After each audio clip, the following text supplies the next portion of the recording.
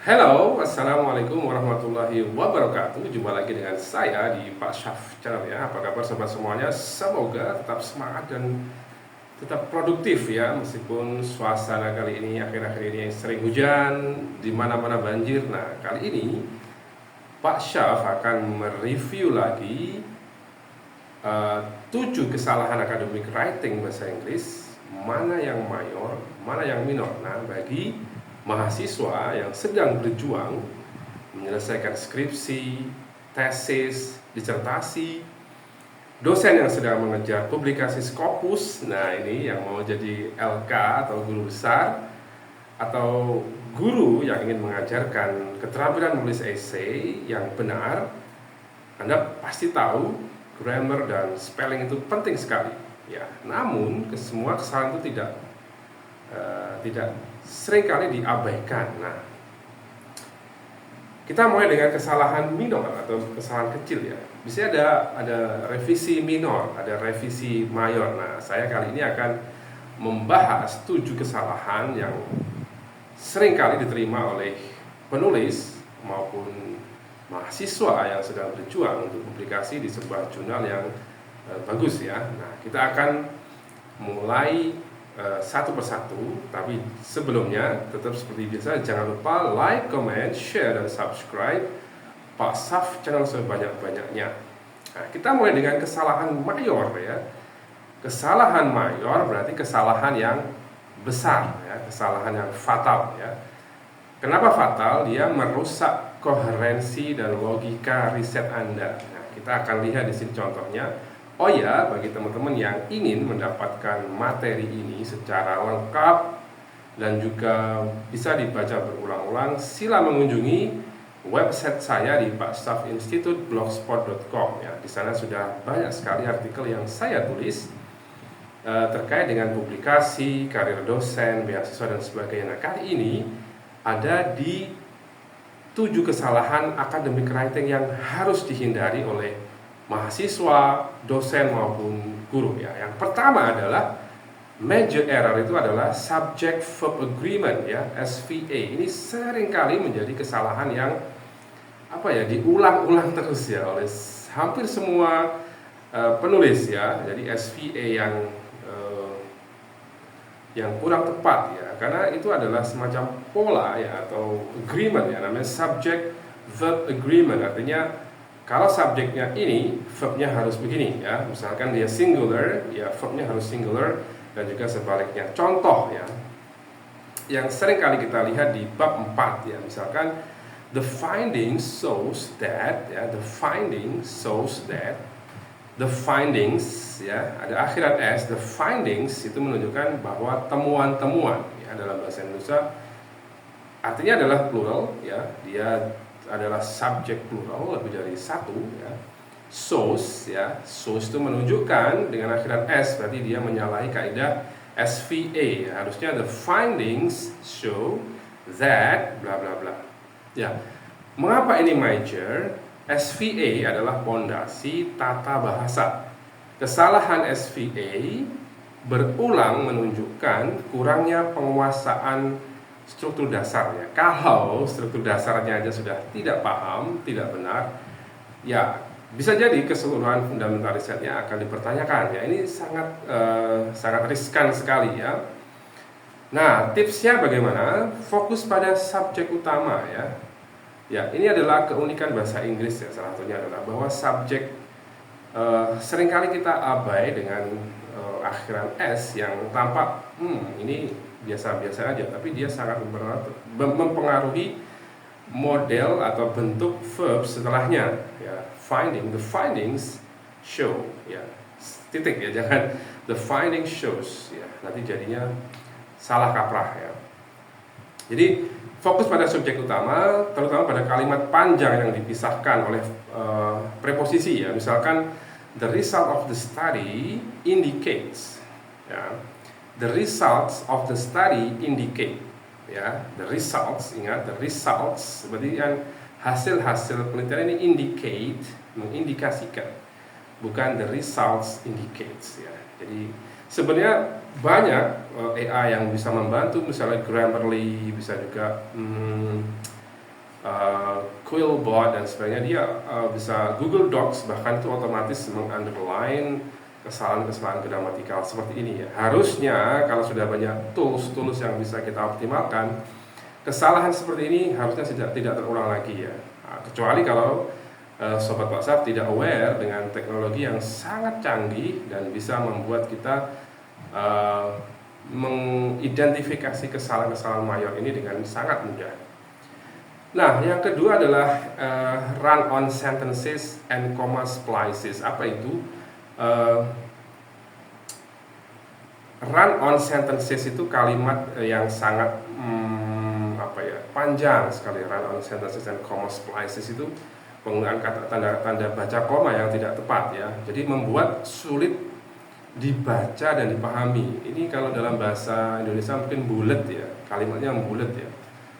Pembaca akan kebingungan menemukan ide-ide utamanya apa. Misalkan ini contohnya, the experiment was conducted quickly, it yielded important data.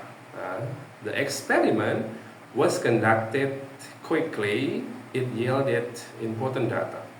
Seharusnya quickly it yielded atau quickly and it yielded ya. Jadi ini run on sentences. Ada beberapa kalimat yang tidak lengkap dan membingungkan ya, confusing, leading atau misleading ya.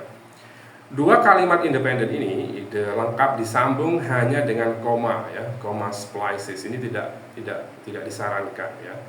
Selalu tipsnya adalah selalu gunakan titik koma atau konjungsi misalkan and, but, so yang tepat untuk menggabungkan dua ide independen. The experiment was conducted quickly, it yielded important data. Jadi ngalir aja tanpa ada konjungsi, tanpa ada koma dan seterusnya. Ini cukup membingungkan pembaca ya.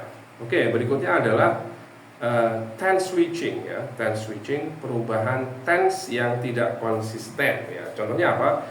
We analyze the data and the results show the hypothesis is accepted. Awalnya apa? We analyzed. Dia menggunakan past tense ya, simple past atau past verbs, analyze.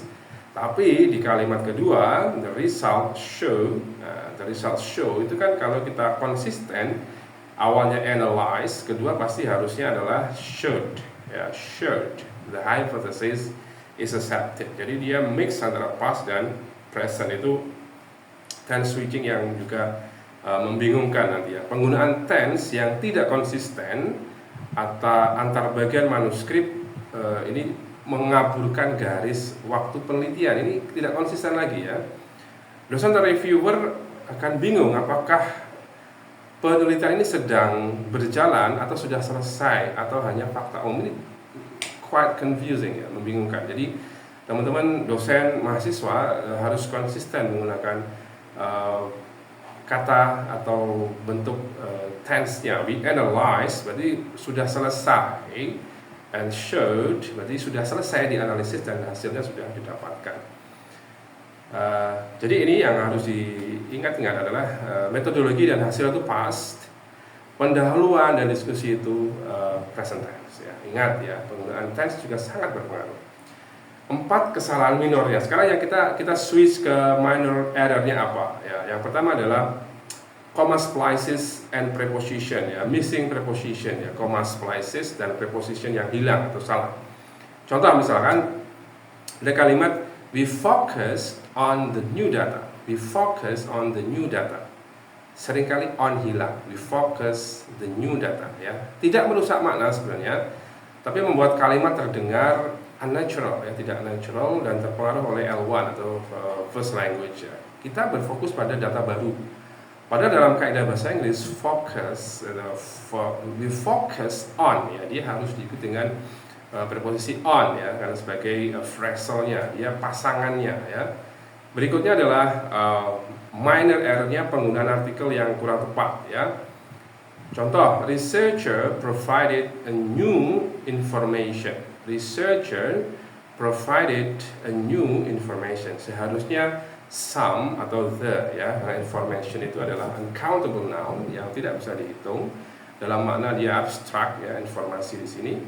Jadi membuat ini akibatnya apa? Membuat teks terasa canggung karena informasi adalah uncountable noun. Dampaknya baca bagian yang membahas artikel a and the dan uncountable yang sering Anda gunakan di bidang riset Anda. Ini penting sekali kita memahami jenis-jenis kata ya, ada countable, ada uncountable.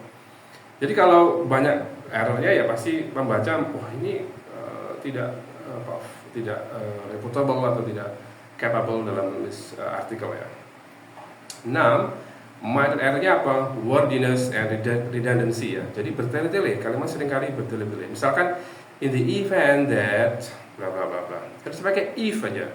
The result are very clear ya. Jadi in the event that itu dia diwakili dengan if saja selesai.